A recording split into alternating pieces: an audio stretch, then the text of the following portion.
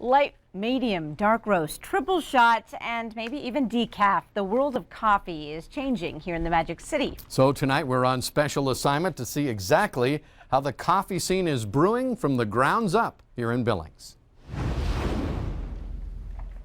Coffee. It's a way of life for many of us. Before the hustle and bustle of the day, that cup can become the time you relax and prepare for what's ahead.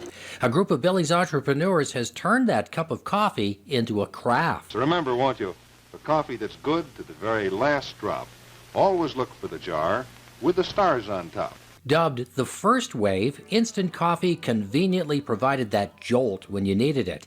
The second wave moved in with the introduction of more specialty grade coffees and espressos. Fast forward to 2016. Third wave is taking coffee from a commodity to a craft. Any coffee that's had the intentionality put into it throughout the whole supply chain to maintain quality. On the other end, this huge geek out happened over brew methods, over how can we extract that bean so that coffee is phenomenal. First, you catch the smell of freshly brewed Java. Then your taste buds sift through the flavors of craft coffee. One, trying to really identify, is it too sour? Is it too dry? And then evaluating each coffee and your brewing process to try to bring out the positive flavors and lower any negative flavors that are in there. The key to a great craft coffee comes in finding the bean that kickstarts the process. Like anything else, there's a big bell curve, and the people who are into the specialty coffee or craft coffee are trying to buy way out on the thin end of that bell curve where all that great coffee is. That can range from different origins like Ethiopian, Panama,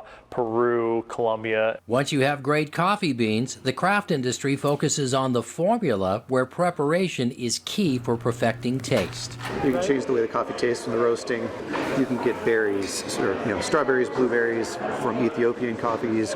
Kenya is known for grapefruit. Knowing that we want to make coffee as great as possible and drinkable just black like itself, we have to dive into different ways that we can extract that coffee. Chemex, Kalita Wave, Haria V60, and an AeroPress. Brew methods change up the different tastes of the coffee. You can have one coffee and brew it in, say, a Kalita Wave, and then brew it in a siphon, and they're going to taste totally different because one's a filter paper process and pour over, while another one's more of a full immersion. These small business owners want you to get more than just the caffeine you crave. Craft coffee shops are all about the experience.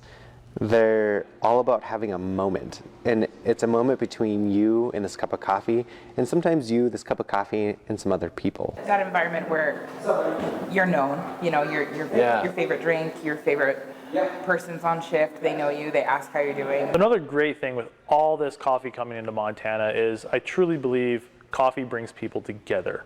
We have all these great shops around. We have Moab, we have Eben, we have Rock Creek, there's Off the Leaf, further on the west end, there's Big Sky Coffee Roasters. Mud, mocha, hot stuff, whatever you call it, craft coffee turns the routine into something to savor, and it's spurring a local industry.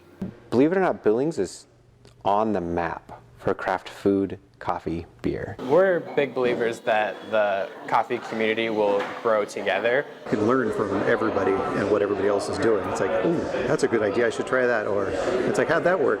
It's like, yeah, don't do that. Trust us, don't do that.